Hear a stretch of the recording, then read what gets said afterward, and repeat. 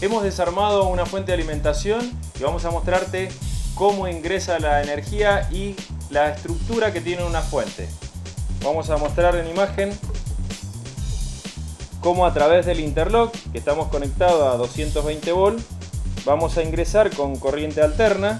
Voy a girarla para que vean cómo pasa a través de un fusible donde yo estoy marcando. Esto es para limitar la energía en caso de que tengamos un cortocircuito en el primario. Vamos a pasar a través de un filtro de 33K. Este bloque es muy importante ya que depende de la calidad del filtrado que vamos a tener acá, va a ser como vamos a cancelar el ruido, ya que electrónicamente se produce un ruido de 33 kHz, como les decía, y esto va a interrumpir o va a modificar o va a ensuciar el resto de los equipos que tengamos en casa. Si la fuente de alimentación no llega a tener este filtro, automáticamente estamos contaminando con ruido a cualquier electrodoméstico que tengamos conectado en casa. Por ejemplo, no sirve de nada abaratar en una PC con una fuente de alimentación de bajo costo y podemos llegar a quemar eventualmente nuestro televisor LED que dispongamos en casa. Vamos a continuar después de haber filtrado. Vamos a pasar al rectificador, que es el puente de diodos que tenemos acá, que es rectificación de onda completa, y vamos a estabilizar a través de los capacitores que estamos viendo acá. Esto es importante también, la calidad y la capacidad que tengan los capacitores electrolíticos. Si tenemos muy baja capacidad o muy mala calidad en los capacitores, a corto plazo estos capacitores se van a ir secando, se pierden electrolitos y la fuente se torna muy inestable. Como siempre le estoy repitiendo, todavía estamos en la parte del primario, todavía no hemos pasado al secundario, donde ya les vamos a contar cómo se rectifica. Acá estamos en los 300 volts de corriente continua y vamos a mostrarle a través de los MOSFET que se ven debajo de la placa. Ya les vamos a estar mostrando separadamente cómo se hace esta rectificación y esta conmutación. Voy a mostrarle acá en imagen, por ejemplo, un MOSFET de tamaño grande, que es el encapsulado 262, y uno chiquitito que es el 220. Esta diferencia de tamaño, hay una diferencia importante en la potencia que va a controlar. Por supuesto que las fuentes de alimentación pequeñas con suerte tienen uno y son pequeños, o sea que pueden manejar pocas corrientes. Cualquier consumo elevado se daña el componente y perdemos la fuente. En el caso de esta fuente que estamos mostrando, en este caso son transistores MOSFET que superan los 12 amperes por rama. Los transformadores, que estos son transformadores de alta frecuencia, porque vamos a tener varias tensiones. Vamos a tener 3,3 volts, vamos a tener 5 volts, que son lo que necesitamos para los USB en general. Vamos a tener los menos 5 volts, menos 12 volts y más 12 volts, que ya vamos a estar mostrándole cómo en las fuentes de alta gama trabajan hasta 50, 60, 70 amperes en 12 volts. Realmente corrientes muy elevadas. Por eso vamos a necesitar que los componentes que están adentro sean de muy alta calidad, de muy buena disipación de potencia y baja resistencia.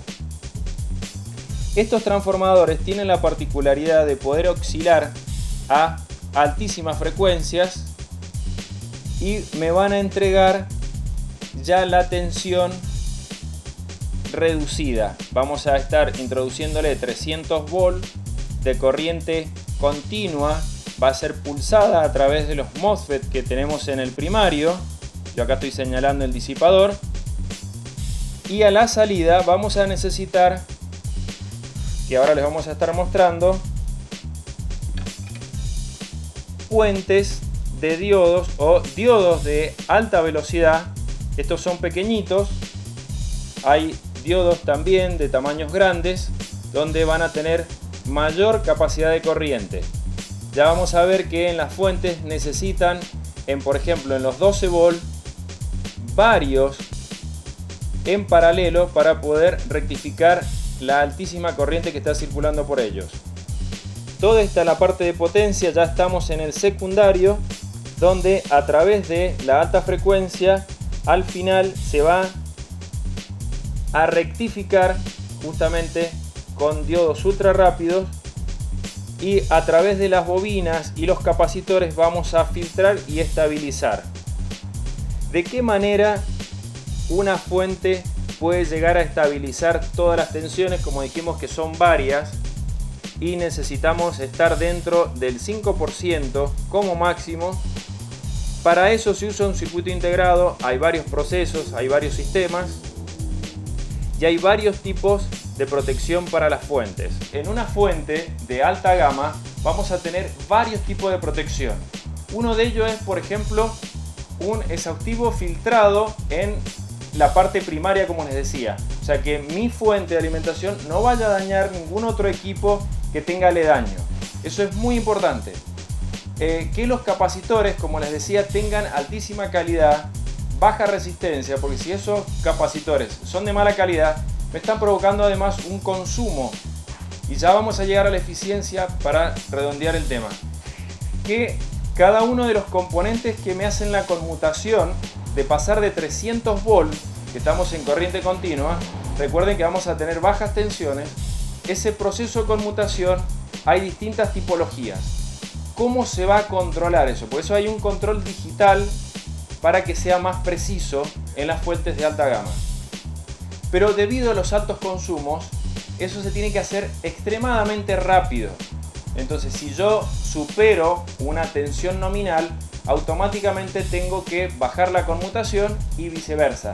Si mi conmutador tiene muy baja tensión, me tengo que esforzar para seguir conmutando y subir mi tensión. Eso se hace en distintos procesos. Las fuentes económicas hacen un redondeo de las tensiones.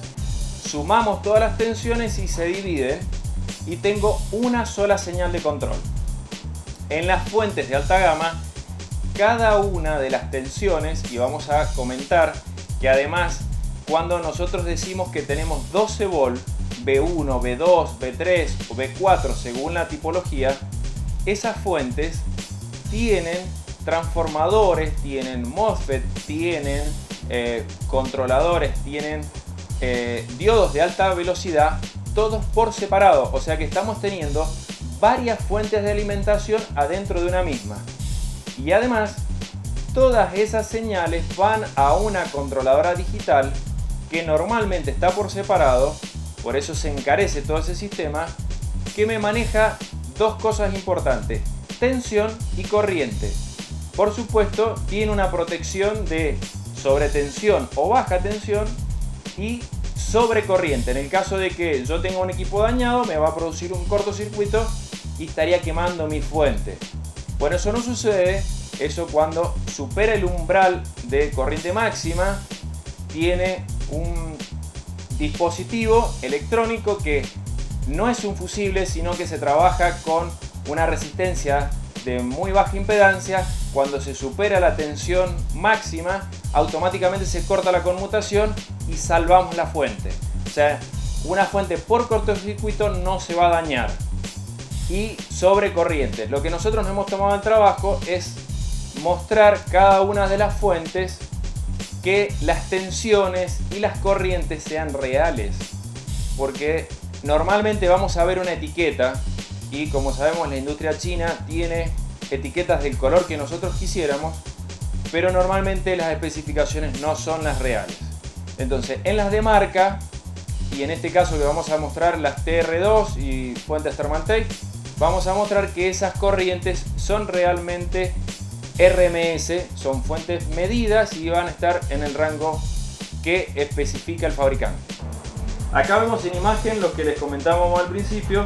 Ven que no tiene ningún componente de filtrado, directamente están los puentes, y el puente de diodos que veíamos en imágenes, que hemos tenido imágenes de 4 amperes, 8 amperes o 16 amperes, estos puentes de diodos no están incluidos, directamente hay diodos de 1 ampere.